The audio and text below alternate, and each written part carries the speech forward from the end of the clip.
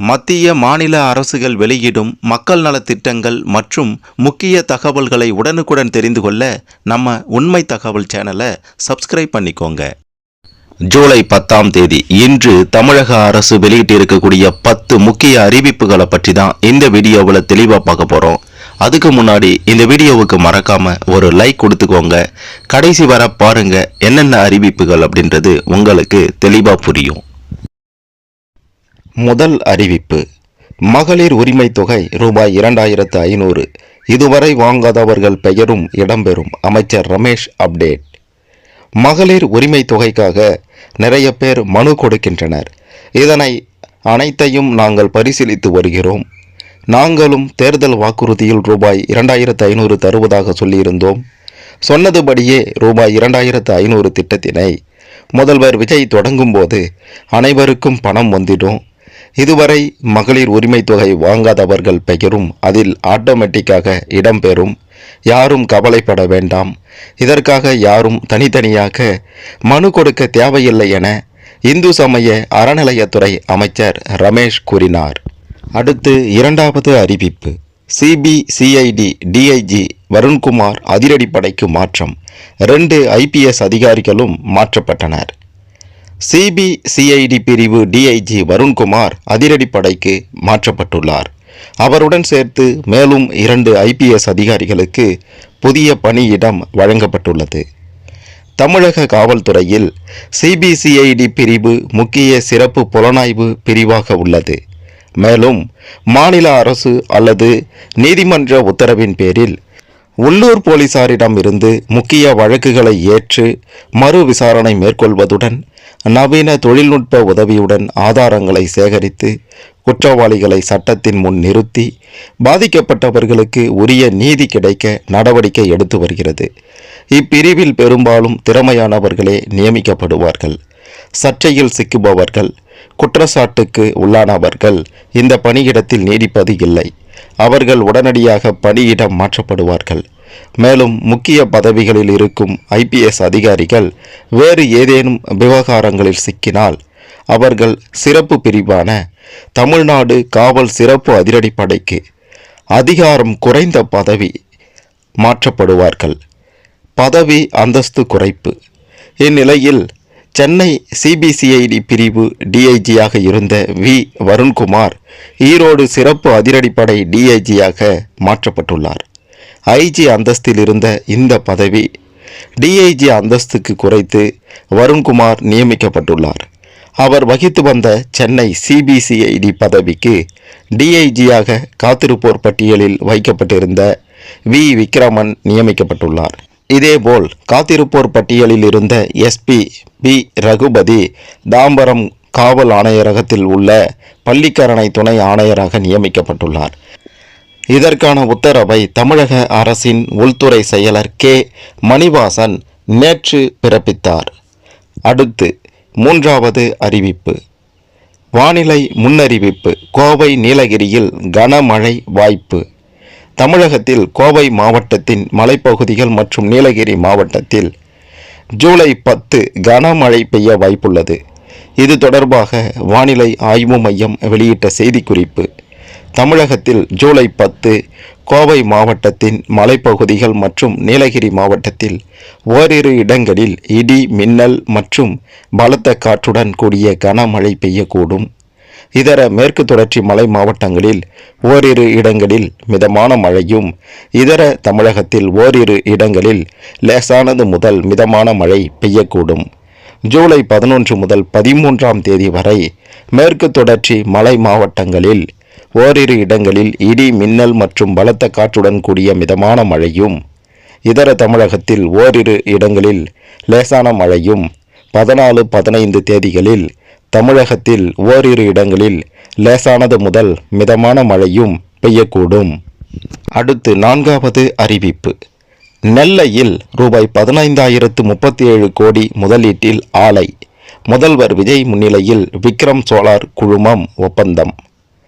திருநெல்வேலி சிப்காட் கங்கை கொண்டான் தொழிற்பூங்காவில் ரூபாய் 15,037 கோடி முதலீட்டில் 2670 நபர்களுக்கு வேலைவாய்ப்பு அளிக்கும் வகையில் விக்ரம் சோலார் நிறுவனத்தின் மின்கல ஆற்றல் சேமிப்பு அமைப்புகள் உற்பத்தி ஆலைக்கான புரிந்துணர்வு ஒப்பந்தம் இன்று முதல்வர் விஜய் முன்னிலையில் மேற்கொள்ளப்பட்டது.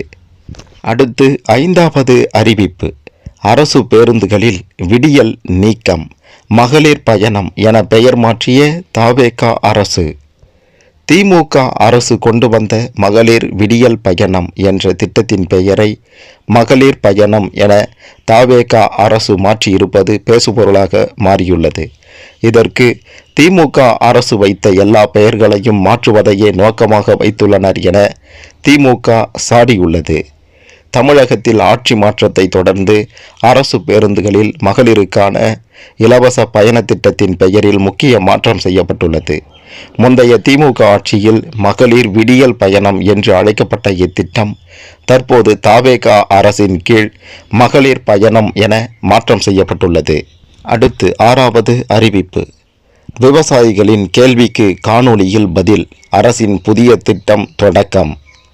விவசாயிகளுக்கு வழிகாட்டுவதற்காக கலந்துரையாடல் மூலம் விரிவாக்கம் எனும் புதிய திட்டத்தை வேளாண்மைத்துறை அமைச்சர் வினோத் சென்னையில் தொடங்கி வைத்தார். தமிழக வேளாண்மைத்துறை கலந்துரையாடல் மூலம் விரிவாக்கம் எனும் புதிய திட்டத்தை அமல்படுத்தியுள்ளது. இதன் மூலம் காணொளி வாயிலாக விவசாயிகளின் கேள்விகளுக்கு பதிலளித்து அவர்கள் பிரச்சனைகளுக்கு ஒரே தளத்தில் தீர்வு வழங்க மாநில அளவிலான நிபுணர் குழு அமைக்கப்பட்டுள்ளது. இந்த குழுவில் வேளாண் மற்றும் அது சார்ந்த தோட்டக்கலை, மீன்வளம், பால்வளம், வேளாண்மை பொறியியல், கால்நடை பராமரிப்பு, சென்னை மண்டல வானிலை ஆய்வு மையம், வங்கி உட்பட பல்துறைகளின் நிபுணர்களும் இருப்பார்கள். இத்திட்டத்தின் தொடக்க விழா சென்னை தலைமை செயலகத்தில் நேற்று நடைபெற்றது.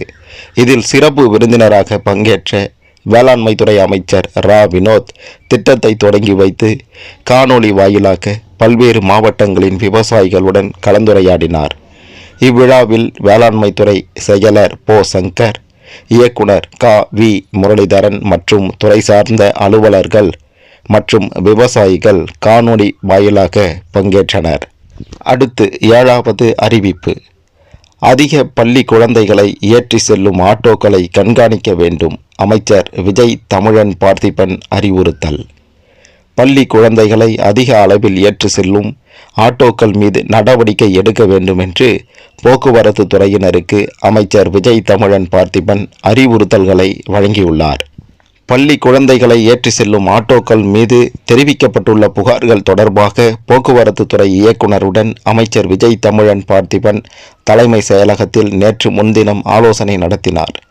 அப்போது பள்ளி குழந்தைகளை ஆட்டோக்களில் ஏற்றி செல்லும் போது கடைபிடிக்க வேண்டிய விதிமுறைகள் தொடர்பாக அனைத்து போக்குவரத்து துறையினருக்கும் பல்வேறு அறிவுரைகளை வழங்கினார். அதன்படி ஆட்டோக்களில் அனுமதிக்கப்பட்ட எண்ணிக்கையை விட மிக அதிகமான அளவில் பள்ளி குழந்தைகள் ஏற்றி செல்லப்படுவதாக புகார்கள் எழுந்துள்ளன. இதை அலுவலர்கள் கண்காணித்து உரிய நடவடிக்கை எடுக்க வேண்டும் என அறிவுறுத்தினார்.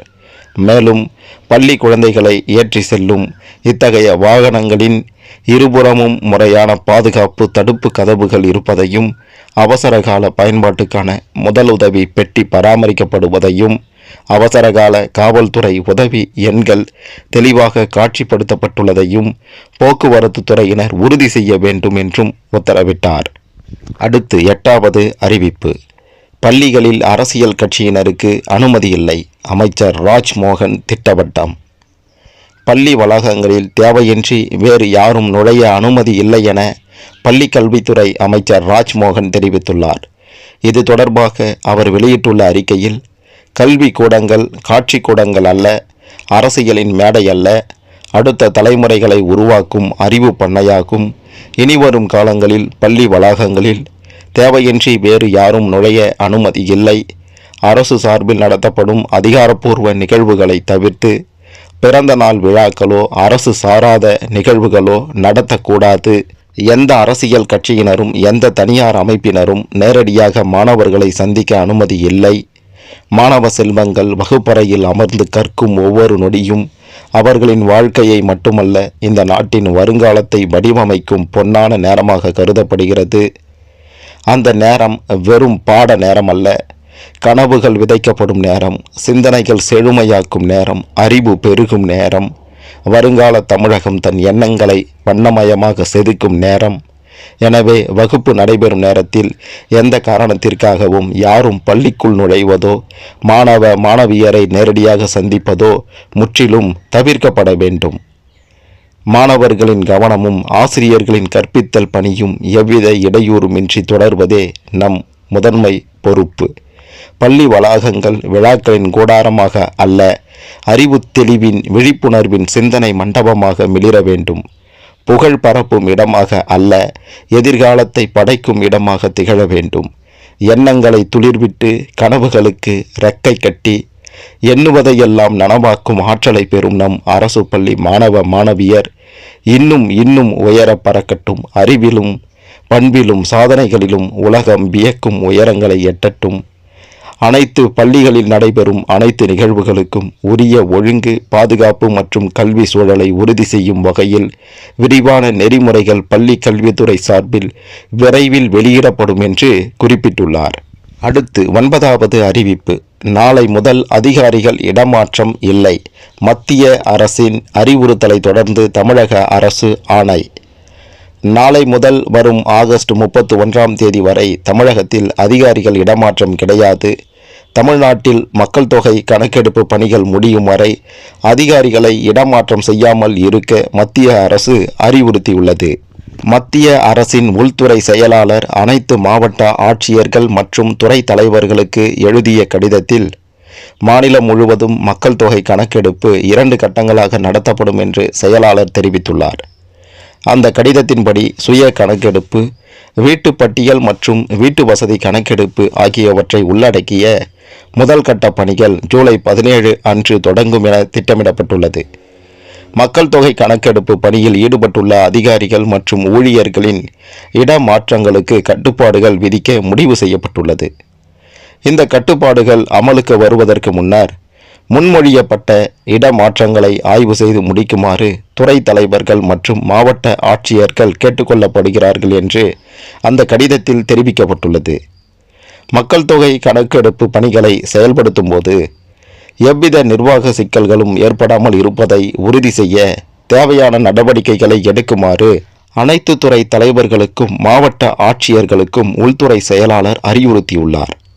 மத்திய அரசின் உள்துறை செயலாளர் அறிவுறுத்தியிருந்த நிலையில் தமிழக அரசு அரசாணை வெளியிட்டுள்ளது. அதிகாரிகள் இடமாற்றம் செய்யப்படாமல் இருப்பதை உறுதி செய்ய கட்டுப்பாடு விதிக்கப்பட்டுள்ளது. நாளை முதல் ஆகஸ்ட் 31 வரை இடமாற்றம் செய்யப்படாமல் இருக்க கட்டுப்பாடு விதிக்கப்பட்டுள்ளது. அடுத்து கடைசியாக 10வது அறிவிப்பு. ஆதி திராவிடர் பழங்குடியினர் நலத்துறையின் மாநில அளவிலான விழிப்பு கண்காணிப்பு குழு சீரமைப்பு. ஆதி திராவிடர் பழங்குடியினர் நலத்துறையின் மாநில அளவிலான விழிப்பு கண்காணிப்பு குழுவை தமிழ்நாடு அரசு சீரமைத்தது. முதலமைச்சர் தலைமையிலான குழுவின் பட்டியலின பழங்குடியினர் வகுப்பை சேர்ந்த 37 பேர் இடம்பெற்றுள்ளனர்.